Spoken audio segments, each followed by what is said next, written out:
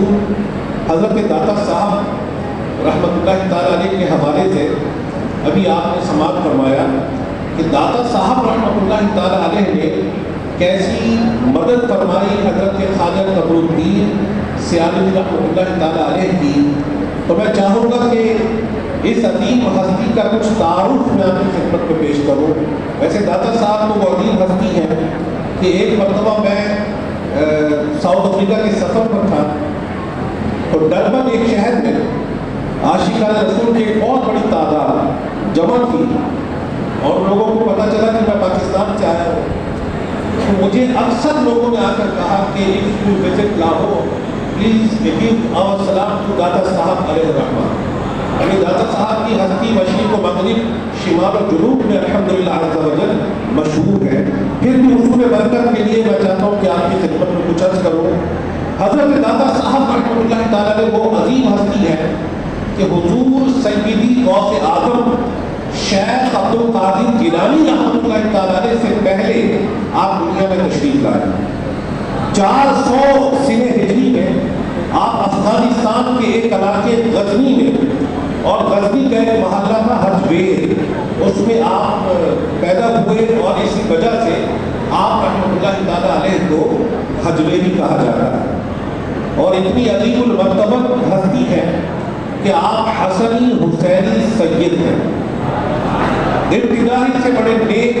متقی، علم دین کا بہت شوق رکھنے والے ہیں اور علم دین کے حصول کے لیے داتا صاحب رحمۃ اللہ تعالیٰ علیہ نے کئی سفر کیے اور یہ اللہ رب العزت کے نیک بندوں کا وصف ہے. آپ تاریخ کی کتابوں کا مطالعہ کیجیے. بڑے بڑے محدثین، بڑے بڑے مفسرین،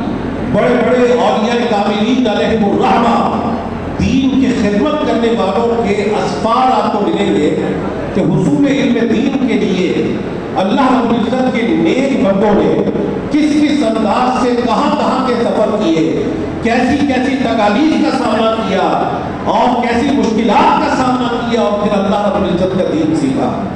حضرت امام شافعی رحمۃ اللہ تعالیٰ علیہ آپ ارشاد فرماتے ہیں کہ جب میں تحصیل علم دین کے لیے مدینہ منورہ گیا تو میرے پاس نہ کوئی کاغذ تھا نہ قلم، اور جو امام مالک رحمۃ اللہ تعالیٰ علیہ حدیث بیان کرتے میں تنکا لیتا اور اپنے خوب میں اس کو تر کرتا اور اپنے ہاتھ پر کچھ لکھ لیتا تھا. یعنی ایسی بے کسی اور بے بسی کا عالم تھا، ایسی غریبی تھی. حضرت امام مالک بن انس رحمۃ اللہ تعالیٰ علیہ کو یہ بات اچھی نہ لگی. ان کے نزدیک یہ بے ادبی تھی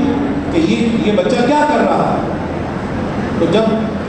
درس حدیث سے فارغ ہوئے تو حضرت امام مالک بن انس رحمۃ اللہ تعالیٰ علیہ نے ناراض ہو کر فرمایا کہ جب میں درس حدیث دے رہا تھا تو تم یہ کیا کر رہے تھے کہ ایک تنکے سے آپ اپنے ہاتھ پر لکھ رہے تھے. تو حضرت امام شافعی رحمۃ اللہ تعالیٰ علیہ نے یہ کہا کہ حضرت بظاہر تو میں نے اپنے ہاتھ پر لکھا تھا لیکن جو حدیثیں آپ نے بیان کی وہ میں نے یہاں پر لکھی، یعنی وہ ساری حدیثیں مجھے یاد ہو گئی. روایات میں آتا ہے کہ تقریباً 25 احادیث مثبت امام مالک رحمۃ اللہ تعالیٰ علیہ نے بیان کی تھی. حضرت امام شافعی رحمۃ اللہ تعالیٰ نے ساری احادیث بیان کر. امام احمد بن حنبل رحمۃ اللہ تعالیٰ علیہ فرماتے کہ جب میں یمن سے پڑھ کر نکلا تو وہاں کے لوگوں کا قرض دینے کے لیے مجھے اپنے جوتے بھی بیچنے پڑ گئے. عرض کر رہا ہوں کہ اللہ رب العزت کے نیک بندے، علماء، مفسرین، محدثین اور یا کاملین علیہ الرحمہ، انہوں نے بڑی تکالیف برداشت کی ہے رب کائنات کا دین سیکھنے کے لیے بھی اور دین کو لوگوں تک پہنچانے کے وقت بھی انہیں بڑی تکالیف کا سامنا کرنا پڑا. تو حضرت داتا صاحب رحمۃ اللہ تعالیٰ علیہ یہ بھی وہ ہستی ہے کہ جنہیں بڑی مشکلات کا سامنا کرنا پڑا، لیکن آپ رحمۃ اللہ تعالیٰ علیہ نے صبر و استقامت سے ان مشکلات کو فیس کیا. عراق، شام، لبنان، آذربائیجان، خراسان اور ترکستان کا سفر داتا صاحب رحمۃ اللہ تعالیٰ علیہ نے علم دین سیکھنے کے لیے بڑے بڑے اکابرین سے اصول علم کے لیے، اصول فیض کے لیے آپ نے سفر کیا، اور آخر کار اپنے پیر و مرشد کے فرمان پر تقریباً 34 سال کی عمر میں حضرت داتا صاحب رحمۃ اللہ تعالیٰ علیہ لاہور تشریف لے آئے، اور لوگوں کو اپنے کردار کے ذریعے، حسن اخلاق کے ذریعے اور اپنے عمل کے ذریعے لوگوں کے گھروں پر جا جا کر انفرادی کوشش کر کے، اجتماعی کوشش کر کر کے ان لوگوں کو بات و نصیحت کر کے، ان میں بیان کر کے دین اسلام کی عظمت اور دین اسلام کی اہمیت لوگوں کے سامنے بیان کر کے حضرت داتا صاحب رحمۃ اللہ تعالیٰ علیہ نے لوگوں کو دین اسلام کی طرف مائل کیا، اور الحمدللہ عز و جل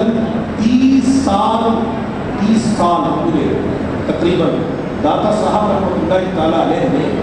لاہور اور اس کے گرد و نواح اور بر صغیر پاک و ہند کے مختلف شہروں میں اللہ رب العزت کے دین کی تبلیغ فرمائے، اور بے شمار لوگوں کو دائرۂ اسلام میں داخل کیا۔ صرف لوگوں کو دائرۂ اسلام میں داخل نہیں کیا، بلکہ جو لوگ آپ کے پاس علم سیکھنے کے لیے آتے،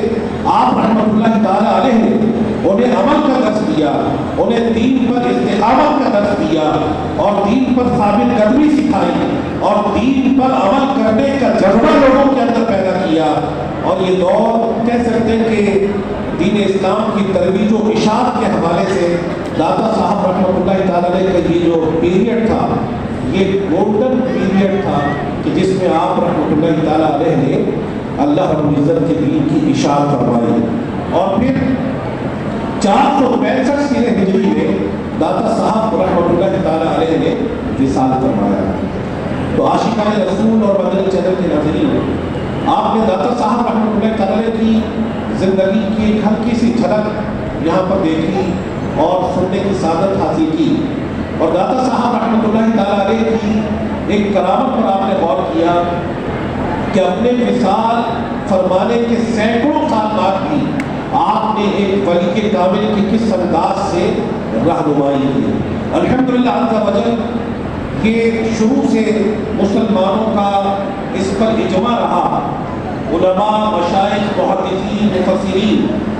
ان کا اور مجتہدین، یہ سب کا اجماع ہے کہ اللہ رب العزت کے جو ولی ہیں ان کی کرامات برحق ہیں، کرامات اولیاء برحق ہیں۔ حضرت داتا صاحب رحمۃ اللہ تعالیٰ علیہ نے اپنی کتاب کشف المحجوب میں اللہ رب العزت کے اولیاء کی کرامات کا جب ذکر فرمایا تو داتا صاحب رحمۃ اللہ تعالیٰ علیہ نے قرآن مجید فرقان حمید میں بیان کرتا اللہ رب العزت کے نیک بندوں کی کرامات کا بیان فرمایا۔ مثلا حضرت مریم رضی اللہ تعالیٰ عنہ جو حضرت عیسیٰ علیہ السلام کی والدہ محترمہ تھی، ایک کھجور کے خشک تنے کو انہوں نے ہلایا تو اس سے کھجوریں گرنے لگی، تنا خشک ہو چکا تھا، اس پر کھجور کا موسم نہ تھا، لیکن آپ کی یہ کرامت تھی کہ کھجور کے خشک تنے کو آپ نے ہلایا تو اس سے کھجوریں گرنے لگی۔ اصحاب کہف کا واقعہ اللہ رب العزت نے قرآن مجید فرقان حمید میں بیان کیا کہ وہ 300 سے زیادہ سال سوتے رہے اور ان کے جسم صحیح و سالم رہے، اس کے بعد اٹھے اور بعد کے لوگوں کو انہوں نے دین اسلام کی تبلیغ کی، اور بادشاہ وقت اور بے شمار لوگ ان کی تبلیغ سے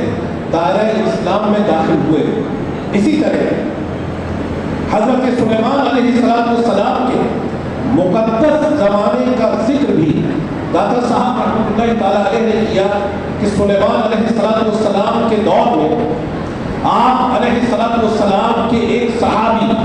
آپ کے وزیر، آپ کے امتی، جن کا نام مفسرین نے اجماعاً بیان کیا ہے، آصف بن برخیہ رحمۃ اللہ تعالیٰ کہ سلیمان علیہ السلام ایک مرتبہ دربار اپنا سجائے ہوئے تھے تو آپ نے فرمایا کہ ہدہد نظر نہیں آ رہا۔ اللہ رب العزت نے آپ کو پرندوں کی بولیاں بھی عطا فرمائی تھی، جانوروں کی بولیاں بھی آپ جانتے تھے، اور جنات بھی آپ کے تابع تھے، ہوائیں آپ کے تابع تھیں۔ اللہ رب العزت نے بہت بڑی سلطنت سے آپ کو نوازا تھا، تو ایک مرتبہ آپ نے فرمایا کہ ہدہد نظر نہیں آ رہا، اور اگر وہ کوئی روشن دلیل لے کر میرے پاس نہ آیا تو میں اسے ذبح کر دوں۔ اب حضور آتا ہے تھوڑی دیر بعد اور آ کر بیان کرتا ہے کہ اے اللہ رب العزت کے نبی علیہ السلام، میرا گزر ایک ایسی قوم سے ہوا جو قوم سورج کی پرستش کرتی ہے اور ان کی ایک ملکہ بھی ہے اور اس کے بہت بڑا تخت ہے۔ یہ ساری باتیں بیان کر دی۔ اب حضرت سلیمان علیہ السلام نے اس ملکہ کو اسلام کی دعوت دی اور ایک خط اس کی طرف ہدہد کے ذریعے روانہ کر دیا۔ اب ملکہ نے حضرت سلیمان علیہ السلام کے لیے تحائف بھیجے، لیکن آپ اس سے متاثر نہ ہوئے اور ملکہ کو اپنے پاس آ کر اسلام قبول کرنے کی دعوت دی۔ اب ملکہ نے اپنے جو سلطنت کے سپہ سالار تھے، وزیر تھے، مقربین تھے، ان کو جمع کیا اور جمع کر کے کہا کہ تم کیا کہتے ہو؟ انہوں نے کہا کہ ہم بڑے طاقتور ہیں، اگر کوئی بھی ہمارے خلاف آ کر لڑے گا تو ہم اس سے مقابلہ کریں گے۔ لیکن ملکہ نے یہ کہا ان الملوک اذا دخلوا قرية افسدوها وجعلوا اعزة اهلها اذلة۔ قرآن مجید فرقان حمید نے اس ملکہ کے الفاظ کو جو بیان کیا ہے، ان الملوک اذا دخلوا قرية افسدوها، کہ یہ جو بادشاہ ہوتے ہیں ان کا یہ بس ہوتا ہے کہ جب یہ کسی بستی میں داخل ہوتے ہیں تو وہاں بہت زیادہ فساد برپا کرتے ہیں، وہاں بہت زیادہ تباہی مچا دیتے ہیں، اور وَجَعَلُوا أَعِزَّةَ أَهْلِهَا أَذِلَّةً، اور اس کے اندر عزت والوں کو جو وہاں رہ رہے ہوتے ہیں انہیں ذلیل کر دیتے ہیں۔ تو وہ انہوں نے پلان یہ کر لیا کہ ہم سلیمان علیہ السلام کی خدمت میں حاضر ہو گئے۔ اب ملکہ کا یہ پلان ہو گیا، وہ وہاں سے روانہ ہوتی ہے۔ یہاں حضرت سلیمان علیہ السلام اپنے سرداروں کو جمع کرتے ہیں اور فرماتے ہیں ایکم یاتینی بعرشھا، کہ تم میں سے کون ہے جو اس کا تخت میرے پاس لے کر آ جائے۔ تخت کا ذکر ہدہد نے کیا تھا، تو فرمایا کہ تم میں سے کون ہے جو اس کا تخت میرے پاس لے کر آ جائے۔ تو قرآن مجید فرقان حمید میں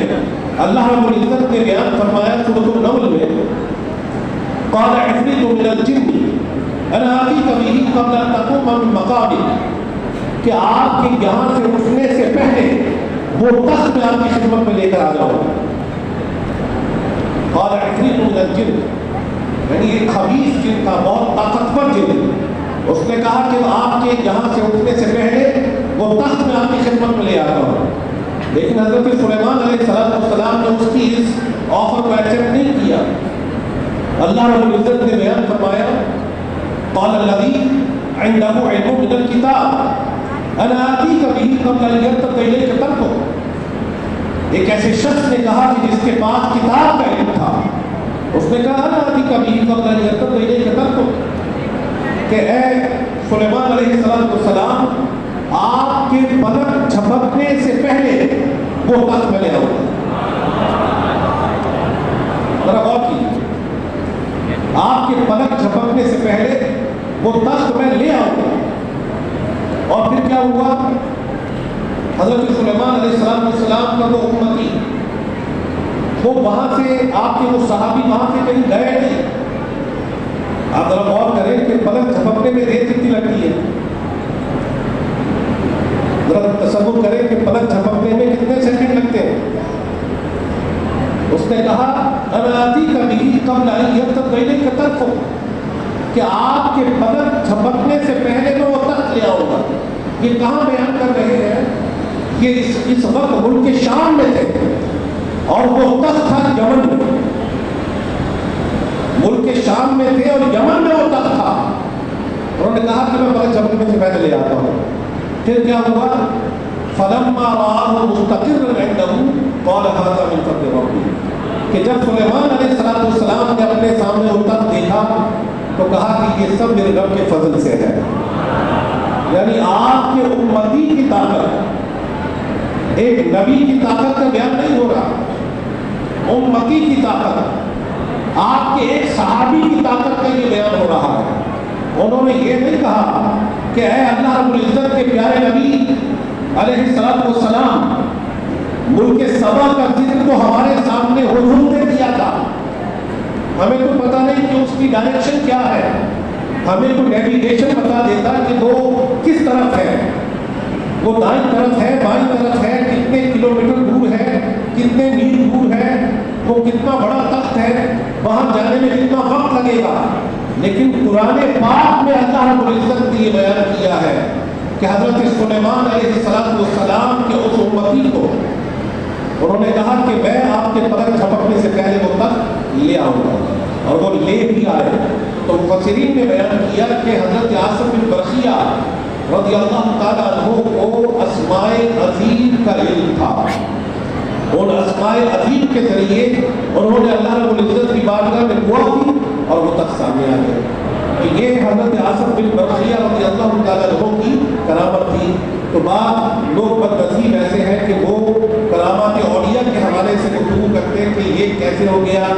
اور یہ تو سمجھ میں نہیں آتا. تو انہیں قرآن مجید فرقان حمید میں جو کرامات اولیاء بیان ہوئی ہیں ان پر غور کرنا چاہیے کہ حضرت عاصم بن برقیہ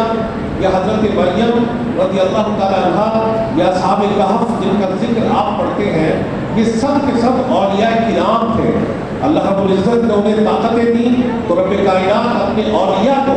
بے شمار طاقتوں سے نوازتا ہے. ہمیں کبھی بھی اپنی عقل کے گھوڑے نہیں دوڑانے چاہیے کہ یہ کام کیسے پاسبل ہوا اور یہ کیسے ہو سکتا ہے. اگر قرآن مجید فرقان حمید کے بیان کردہ ان باتوں پر اگر کوئی اعتراض کرے یا یہ خدا نخواستہ شک لائے وہ تو دائرہ اسلام سے ہی خارج ہو جائے گا.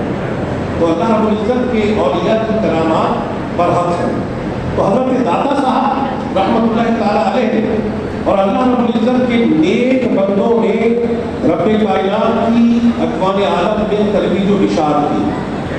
سب سے پہلے آپ حضرات انبیاء علیہ السلام کی مقدس زندگیوں پر نظر ڈالیں کہ حضرت نوح علیہ السلام نے تقریباً 950 سال اللہ رب العزت کے دین کی اشاعت کی، اور 950 سال کی تبلیغ کے بعد بھی جن لوگوں نے آپ کی دعوت پر لبیک کہا ان کی تعداد 100 بھی نہ ہو سکی، لیکن انہوں نے حق ادا کر دیا رب کائنات کے دین کی ترویج و اشاعت کا. تو جتنے بھی انبیاء علیہ السلام اللہ رب العزت کے دین کی ترویج و اشاعت کرتے ہیں، ان سب انبیاء علیہ السلام کو مشکلات کا سامنا ضرور کرنا پڑا. تکالیف، پریشانیاں، جسمانی پریشانیاں، مالی پریشانیاں. کئی انبیاء علیہ السلام کو غیر مسلموں نے شہید کیا کہ وہ کیوں ہمارے سامنے حق کی بات کرتے ہیں، وہ کیوں ہمارے سامنے اللہ رب العزت کی عبادت کی بات کرتے ہیں، وہ کیوں ہمارے سامنے دیانتداری کی بات کرتے ہیں، سچائی کی بات کرتے ہیں، ایفائے عہد کی بات کرتے ہیں، گناہوں سے بچنے کی دعوت کیوں دی جاتی ہے. تو حضرات انبیاء علیہ السلام کو شہید کیا گیا. حضرات انبیاء علیہ السلام پر اللہ رب العزت نے ان کے بعد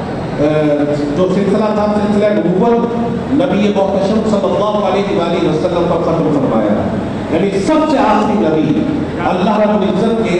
پیارے رسول صلی اللہ علیہ وآلہ وسلم ہمارے پیارے آقا صلی اللہ علیہ وآلہ وسلم ہیں. آپ خاتم النبیین ہیں. آپ کے بعد کوئی نیا نبی دنیا میں نہیں آیا. حضرت عیسیٰ علیہ السلام وہ آئیں گے، ان کے بارے میں احادیث بیان ہوئی ہیں، لیکن کوئی نیا نبی آپ صلی اللہ علیہ وآلہ وسلم کے بعد دنیا میں نہیں آئے گا. آپ صلی اللہ علیہ وآلہ وسلم خاتم النبیین ہیں، اور اسی پر ہمارا اعتقاد، اسی پر ہمارا نظریہ ہے. رسول پاک صلی اللہ علیہ وآلہ وسلم نے اللہ رب العزت کے حکم سے جب لوگوں کے سامنے اشاعت دین کی تو آپ کی راہ میں بھی مشکلات آئی. آپ صلی اللہ علیہ وآلہ وسلم کو برا بھلا کہا گیا. آپ صلی اللہ علیہ وآلہ وسلم پر پتھر برسائے گئے. آقا دو جہاں صلی اللہ علیہ وآلہ وسلم کو معاذ اللہ گالیاں دی گئی. ایک راوی کہتے ہیں کہ میں ایک مرتبہ ذی المجاز کے بازار سے گزر رہا تھا. میں نے دیکھا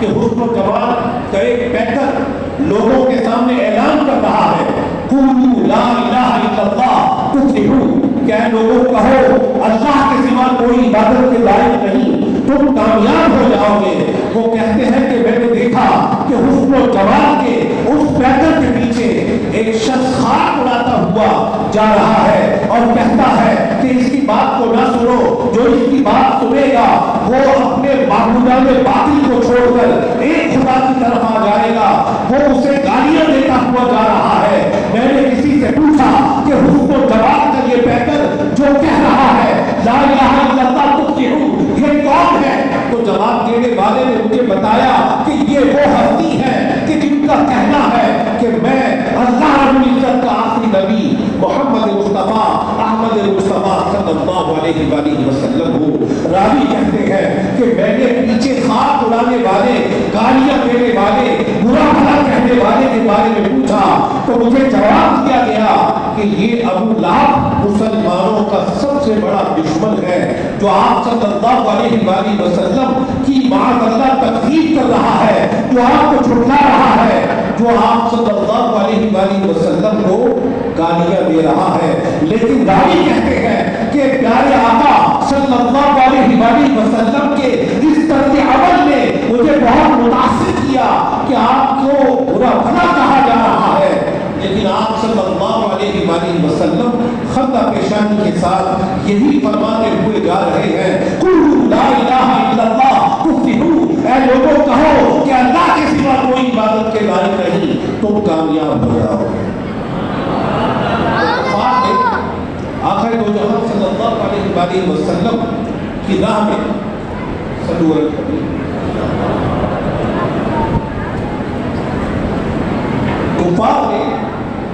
آخر دو جہاں سرور کون مکان صلی اللہ علیہ وآلہ وسلم کی راہ میں کئی رکاوٹیں حائل کی۔ آپ کے صحابہ علیہ رضوان پر جبر و تشدد کیا گیا، آپ صلی اللہ علیہ وآلہ وسلم کے صحابہ علیہ رضوان کو شہید کیا گیا، آپ کے پیارے صحابہ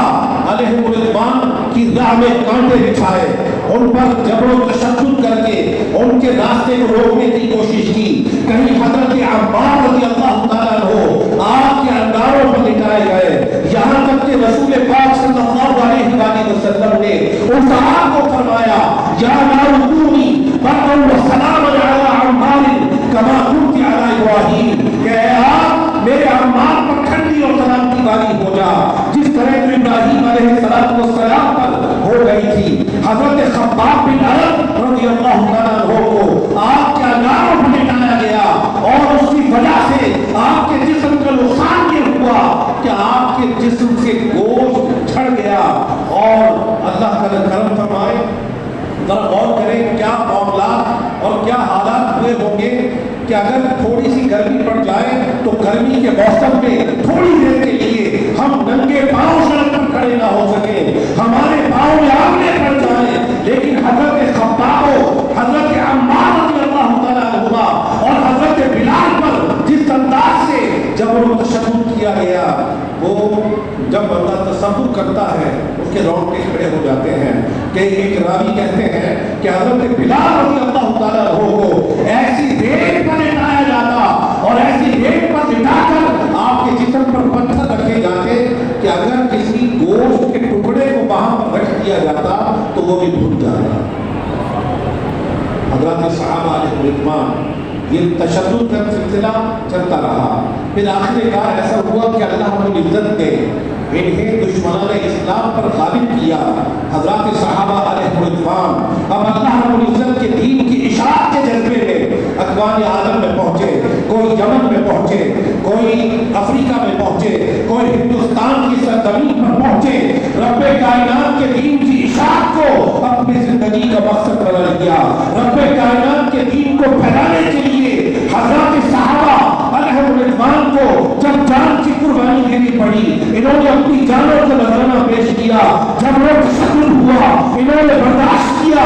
یہاں تک کہ اللہ رب العزت نے اپنے کلام قرآن مجید فرقان حمید میں ان لوگوں کی حوصلہ افزائی فرمائی۔ رب کائنات نے فرمایا ان الذین قالوا ربنا اللہ ثم استقاموا تتنزل علیہم الملائکہ الا تخافوا ولا تحزنوا وابشروا بالجنۃ التي كنتم توعدون۔ بے شک جن لوگوں نے کہا کہ اللہ ہمارا رب ہے، پھر اس پر ڈٹ گئے، تتنزل علیہم الملائکہ، ایسے لوگوں پر فرشتوں کا نزول ہوتا ہے۔ اللہ تخافوا ولا تحزنوا، کہ خوف نہ کرو، غمگین مت ہو،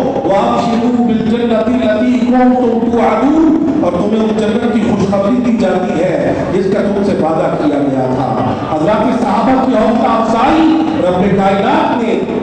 قرآن مجید فرقان حمید میں کی۔ حضرات صحابہ علیہ رضوان کے بعد حضرات تابعین نے، ائمہ مجتہدین نے، اولیاء کاملین علیہ الرحمہ نے اس سلسلے کو جاری کیا۔ کہیں حضرت عمر بن عبدالعزیز رحمۃ اللہ تعالیٰ علیہ کی بات نظر آتی ہے، کہیں حضرت امام شافعی نظر آتے ہیں، کہیں حضرت امام احمد بن حنبل نظر آتے ہیں، کہیں امام اعظم ابو حنیفہ رحمۃ اللہ تعالیٰ علیہ مجمعین جیسی ہستیاں نظر آتی ہیں، کہیں حضرت امام مالک بن انس نظر آتے ہیں، اور یہ سلسلہ چلتا رہا یہاں تک کہ حضور سیدی غوث اعظم علیہ رحمۃ اللہ الاکرم تک یہ سلسلہ پہنچا۔ حضور غوث اعظم رحمۃ اللہ تعالیٰ علیہ نے کس انداز سے اللہ رب العزت کے دین کی اشاعت کی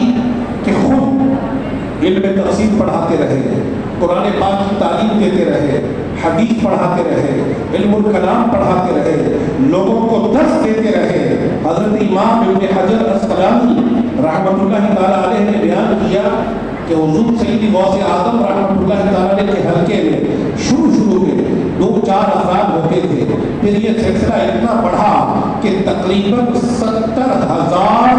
لوگوں تک اس کی تعداد پہنچ گئی، 70,000 کا مجمع۔ اور پھر کیا ہوا کہ سیدی غوث اعظم رحمۃ اللہ تعالیٰ علیہ کے مدرسے سے ہر سال 3,000 علماء فارغ التحصیل ہو کر نکلتے ہیں۔ حضور سیدی غوث اعظم رحمۃ اللہ تعالیٰ علیہ ان لوگوں کو دنیا کے مختلف ملکوں کی طرف روانہ فرماتے تھے۔ سبحان اللہ، دنیا کے مختلف ملکوں میں مشرق سے مغرب، شمال سے جنوب تک آج سیدی غوث اعظم رحمۃ اللہ تعالیٰ علیہ کے مریدین ہمیں نظر آتے ہیں، اور ان مریدوں میں ایک مرید کامل شیخ طریقہ تنویر اہل سنت بانی دعوت اسلامی حضرت علامہ مولانا محمد الیاس ستار قادری صاحب دامت برکاتہ عالیہ نظر آتے ہیں کہ جنہوں نے حضور سیدی غوث اعظم رحمۃ اللہ تعالیٰ علیہ کے پیٹرن کو اپنایا۔ وہ کیسے؟ حضور غوث اعظم علیہ رحمۃ اللہ اکرم نے مدرسے سے اسلام کا آغاز کیا، علماء پیدا کیے، انہیں روانہ کیا دنیا کے مختلف ملکوں میں، اور ان ملکوں میں جا کر انہوں نے دین اسلام کی ترویج و اشاعت کی۔ خود حضور سیدی غوث اعظم رحمۃ اللہ تعالیٰ علیہ لوگوں کے پاس تشریف لے جاتے اور انہیں کفر و شرک کی تاریکیوں سے نکالنے کی دعوت دیتے۔ ایک شمار لوگ آپ کی دعوت کو سن کر انہوں نے رجوع اللہ کیا، اپنے گناہوں سے توبہ کی، بے شمار ڈاکو تعین ہو گئے، چور تعین ہو گئے، غلط عقیدوں والوں نے اپنی اصلاح کر لی، غلط نظریات والوں نے اپنی اصلاح کر لی، اور یہ سلسلہ اتنا بڑھا کہ تقریباً 1,00,000 افراد حضور سیدنا شیخ عبدالقادر جیلانی رحمۃ اللہ تعالیٰ علیہ کی نصیحت سن کر، ان کے بیان سن کر انہوں نے اپنے گناہوں سے توبہ کی۔ 5,000 سے زائد افراد نے حضور غوث اعظم رحمۃ اللہ تعالیٰ علیہ کے ہاتھ پر اسلام قبول کیا، اور اللہ رب العزت کے کرم سے شیخ طریقہ تنویر اہل سنت نے جو مدارس کا نیٹ ورک قائم کیا، صرف عالم بنانے کے ادارے دعوت اسلامی کے اس وقت تو چل رہے ہیں۔